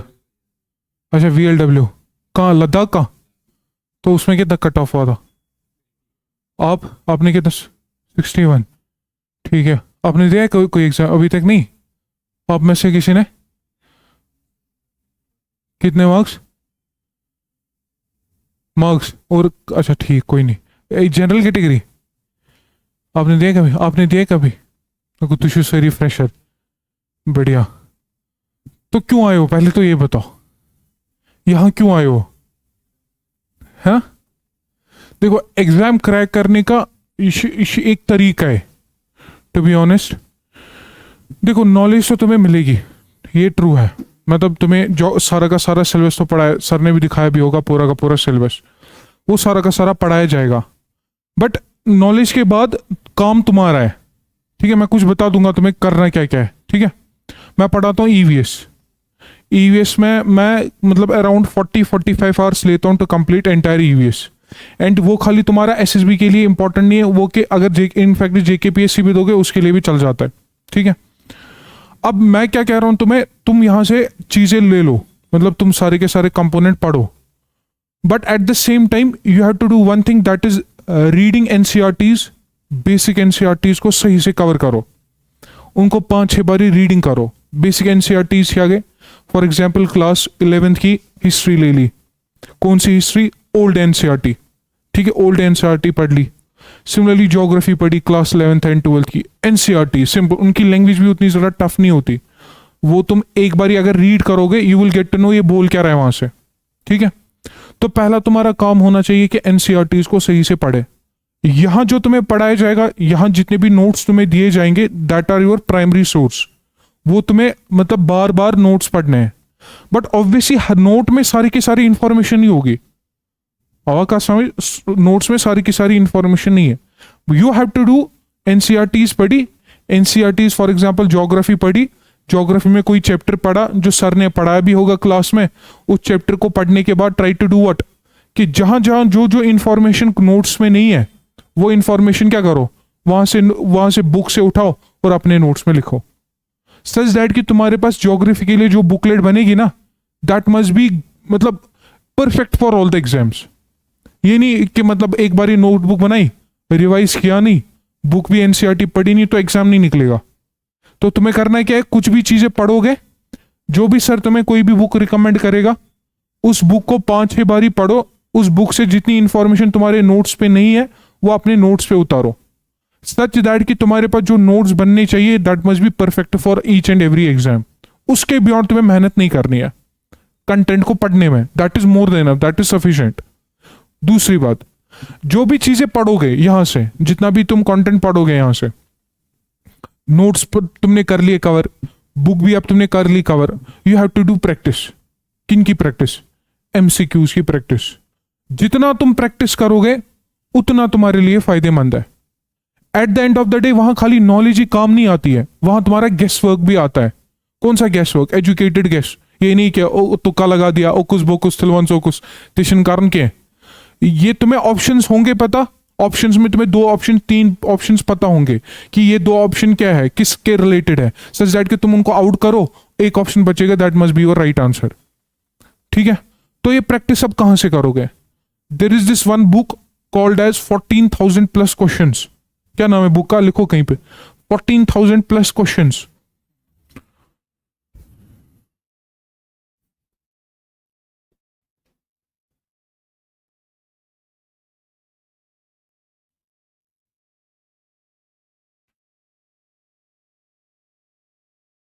$14,000 plus questions. This book is from Arihant. ये अरिहंत की ही बुक है। This book is from Arihant. ठीक है, ये अरिहंत की बुक है, इसमें 14,000 क्वेश्चंस है। ठीक है, को अत लगन 7-8 मार्क लाउनस 6-7 महीने तो लग ही जाएगी इसको क्या करने में, कंप्लीट करने में। अब ये 14,000 क्वेश्चंस किसके हैं?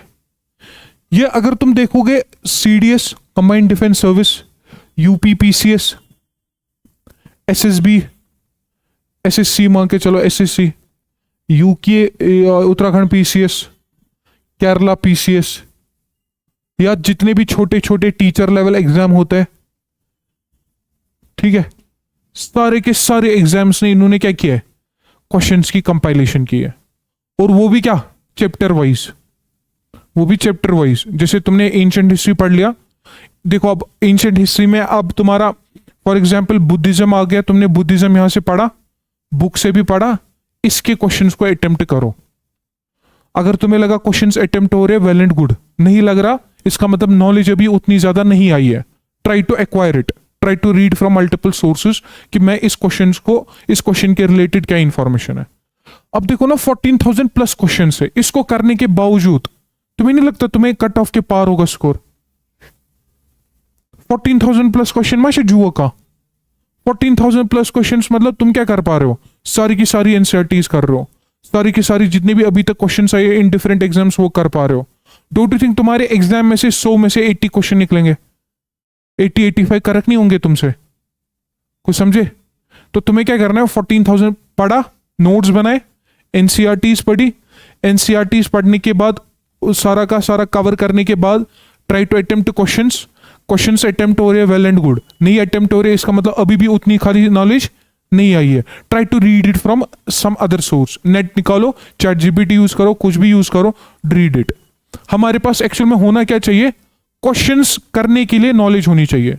तुम यहां मास्टरी करने नहीं आए हो, यू जस्ट कम हियर, अच्छा का मतलब अच्छे से पढ़ो, 6-7 महीने अपना बेस्ट दे दो लाइफ का, 6-7 महीने ही बस, और फिर एग्जाम्स देते जाओ। ठीक है, एक तो ये। दूसरा, जितना भी एसएसबी ने जितने भी अभी तक एग्जाम्स कंडक्ट किए एसएसबी ने 2014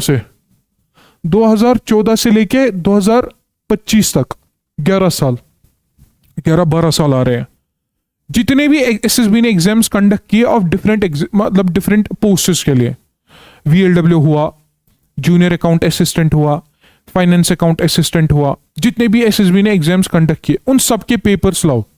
एक बुक भी आती है 14 ईयर पेपर्स करके, जेके एसएसबी की, I don't remember the name of that book, but यही लिखा है उस पर, जेके SSB previous 14 year SSB questions. वो बुक भी लाओ, उससे तुम्हें क्या पता चलेगा कि एसएसबी क्वेश्चंस कैसे पूछता है। ये खाली पढ़ना ही नहीं है, मैंने फिर से बोला, पढ़ना खाली एक स्टेप है, उसके बाद मेहनत करनी तुम्हारा स्टेप है। मेहनत कैसे करनी है? एनसीईआरटीज को पढ़ना है और क्वेश्चंस को अटेम्प्ट करना है। This is more than enough for you. इससे इसके बियॉन्ड तुम्हारा कुछ नहीं है। पढ़ा, पीवाईक्यूज अटेम्प्ट किए, ये एसएसबी के पीवाईक्यूज अटेम्प्ट किए, अरिहंत की बुक अटेम्प्ट की, बस दैट इज इट। इसके बाद बना कशिर पे तम छुट्टी, उसके बाद छुट्टी रहती है। ये सबसे तुम्हारी मैक्स पोटेंशियल तुम्हारी बॉडी से निकलेगा, तुम्हारा जितना भी पोटेंशियल है वो यहीं से निकलेगा। How can you crack these exam, यही स्ट्रैटेजी है, और कुछ इसमें खासा कुछ है नहीं। अब तुम देखोगे 2014 में जितने भी एसएसबी के जितने भी क्वेश्चंस पेपर है तुम्हारे पास, तुम देखोगे कोई कोई थीम रिपीट होती है। थीम पता है? कभी जैनिज्म का चैप्टर रिपीट होता है, बार बार जैनिज्म के क्वेश्चंस आ रहे हैं, बार बार बुद्धिज्म के क्वेश्चंस आ रहे हैं, बार बार आपका ज्योग्राफी से विंड मूवमेंट से क्वेश्चन आ रहा है। अगर 2014 के पेपर में आया, 2016 के भी पेपर में आया, 18 के भी पेपर में आया, 20 के भी पेपर में आया, इसका मतलब क्या हुआ? इसका मतलब तुम्हारे पास जेके एसएसबी के जब पेपर्स पढ़ोगे, तुम्हारे पास अराउंड 200 थीम्स निकलेंगी, 200 टॉपिक्स निकलेंगे, जिसको जेके एसएसबी बार बार क्या कर रहा है? बार बार रिपीट कर रहा है। कभी इस एंगल से क्वेश्चन पूछ रहा है, कभी दूसरे एंगल से पूछ रहा है, बट थीम सेम है। बुद्धिज्म सेम चैप्टर है।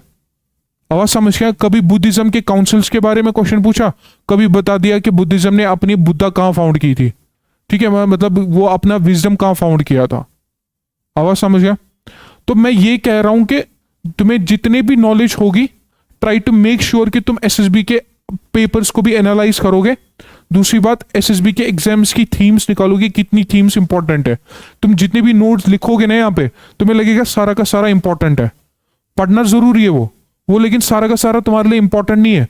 तुम्हारे लिए बस वो 200 थीम्स इंपॉर्टेंट होगी, जिससे तुम ज्यादा से ज्यादा मैक्सिमम आउटपुट निकाल सकते हो। बस यही करना है, इसके बियॉन्ड तुम्हारा कुछ नहीं है। और 6-7 महीने के बाद, आफ्टर 6 मंथ्स या 7 मंथ्स, यू विल रियलाइज कि काफी ज्यादा नॉलेज आ गई है। ठीक, तुम खाली 1 साल दे दो पढ़ने के लिए। कितना दे दो? 1 साल। बट इस 1 साल में मेहनत करो, खूब मेहनत करो, दिल दी अच्छी मेहनत कर, बस खाली 1 साल। 1 साल के बाद अगर कोई तुम में से मास्टर्स करना चाहता है, गो फॉर इट। कोई कुछ और अपना बिजनेस सेटअप करना चाहता है, गो फॉर इट। बट 1 साल किसके लिए? खाली एसएसबी के लिए। फिर 1 साल के बाद अगर कोई मास्टर्स कर रहा है, मास्टर्स का भी पढ़ो, बट इसको छोड़ो नहीं, फिर इसको एग्जाम्स देते रहो। ठीक है, माइंड को देखो, मैं क्या कह रहा हूं, एक ही चीज पे फोकस करना, वो तुम्हारे लिए क्या होगा? वो तुम्हारे लिए एक तरह का सुसाइडल है।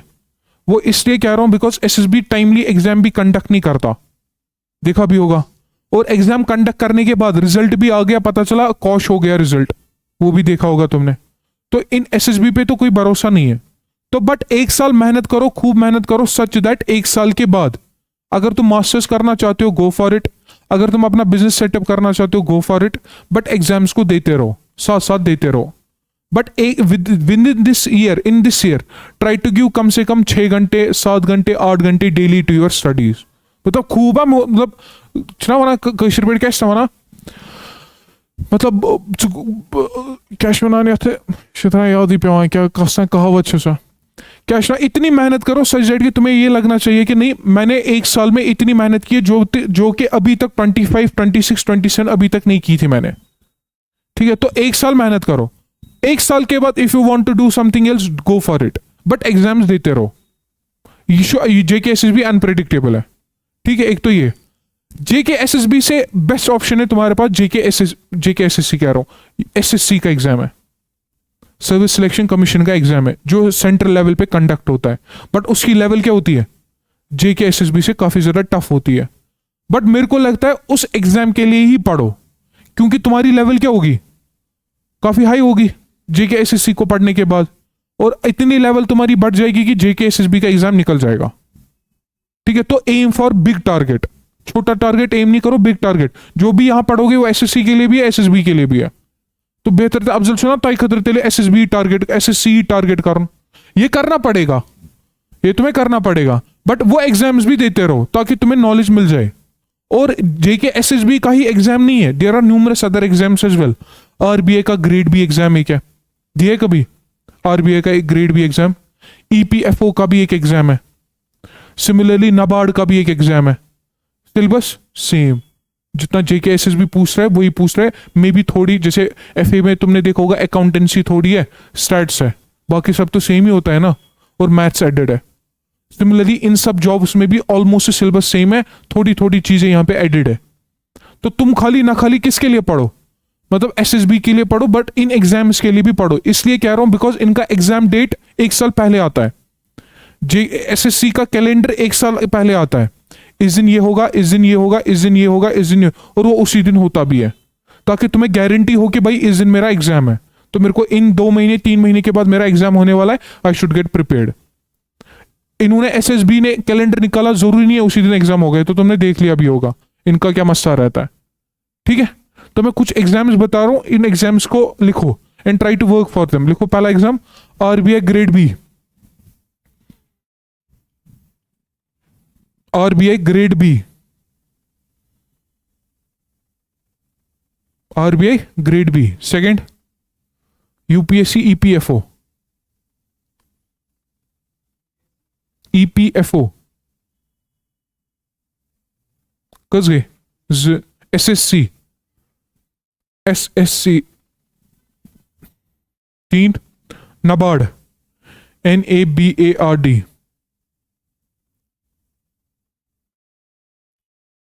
Next banking exams, banking exams IB intelligence bureau, IB exam हर साल ये भी होता है, देखा था। ACIO करके एक पोस्ट निकलती है, अच्छी खासी रेप्यूटेड पोस्ट रहती है, वो भी मिनिस्ट्री ऑफ होम अफेयर्स के अंडर। सिलेबस सेम, उसमें कुछ एक्स्ट्रा है ही नहीं, बस यही है कि लेवल ऑफ क्वेश्चंस की लेवल क्या रहती है, अदरवाइज सिलेबस सेम है। तो तभी मैं कह रहा हूं मेहनत करो, और न खाली SSB के लिए पढ़ो बट इन सब जॉब्स के लिए भी पढ़ो। ठीक है, अगर नाबार्ड का देखोगे ना, नाबार्ड जो मैंने तुम्हें एग्जाम्स बताए, इसका जो पैकेज रहता है ना वो बहुत ही बड़ा रहता है, और ये वो वारिया वेल रेप्यूटेड जॉब भी है। ठीक है, तो इनमें से मेरे को लगता है इनमें से कोई एक जॉब पकड़ो जिसके लिए तुम खूब मेहनत करोगे, SSB एग्जाम भी देते रहो, बट एक इसमें से एक जॉब अच्छे से पढ़ो। मे बी RBI का grade B, RBI grade B set to be IAS of banking. अब देखो खुद ये कितनी इंपॉर्टेंस होगी इसकी, बैंकिंग का IAS एग्जाम, बट वो ऑब्वियसली क्वेश्चंस की लेवल टफ होगी, ऑल इंडिया लेवल पे कंपटीशन कर रहा हो। ठीक है, तो इन सब एग्जाम्स के लिए किसी एक पर्टिकुलर एग्जाम और साथ साथ में SSB एग्जाम देते रहो। तो फाइनली क्या करना है, क्या है, नोट्स पढ़ो, यहाँ की क्लासेस अटेंड करना, कोई भी क्लास मिस नहीं करना। अगर एडमिशन करोगे क्लास कोई मिस नहीं करना। दूसरी बात, नोट्स पढ़ोगे, NCR सर जो भी बुक बोलेगा वो पढ़नी है, पांच बारी मैक्सिमम है, 5 बारी पढ़ना। थर्ड, PYQs अटेम्प्ट करो, JKSSB के जितने भी आपके पास PYQ है वो अटेम्प्ट करोगे, and at the same time अरिहन की जो 14,000 प्लस क्वेश्चंस करके जो बुक है इसको भी अटेम्प्ट करोगे। और जितना भी तुम्हें एडिशनल इंफॉर्मेशन मिलती जाएगी वो अपने कॉपी पे नोट डाउन करते रखना, ताकि ज्योग्राफी के लिए एक कॉपी हो जो कॉम्प्रिहेंसिव हो, इकोनॉमी के लिए एक कॉपी हो जो जिसमें सारी की सारी नॉलेज है, और कुछ करना नहीं है। आवाज समझ गए? बाकी ऊपर वाले को क्या दुआ करते रहो, ठीक है, उसको भी बोलते रहो कि वो इंशाल्लाह सक्सेसफुल कराए, इंशाल्लाह हो जाएगा।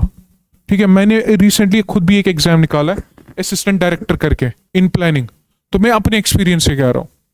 ठीक है, JKPSC कंडक्ट करता है assistant director in planning and economics में, इकोनॉमिक्स एंड स्टैटिस्टिक्स की जॉब है। मैंने भी यही किया है, PYQ देखे, सारे बुक्स पढ़े, मैंने भी कोचिंग बाहर की है।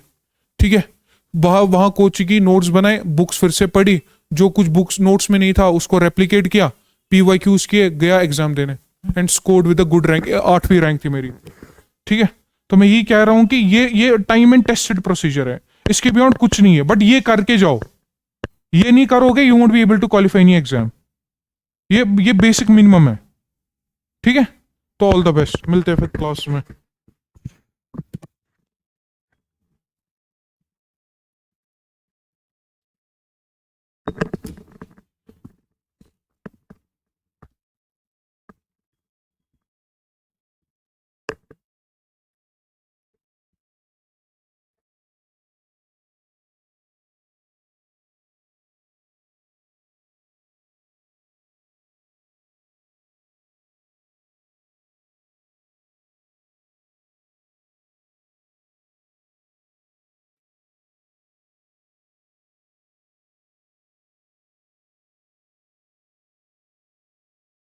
तो पिएगा ही ना,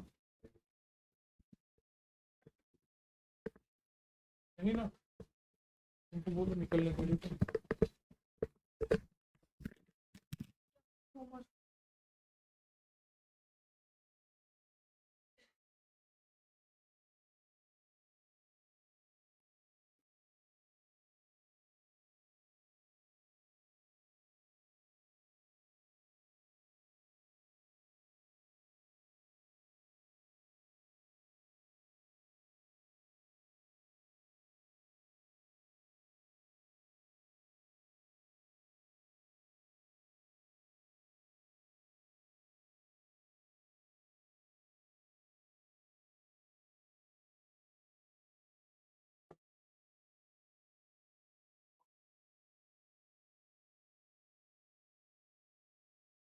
दो ही लिखा है उसमें, दो ही ठीक है।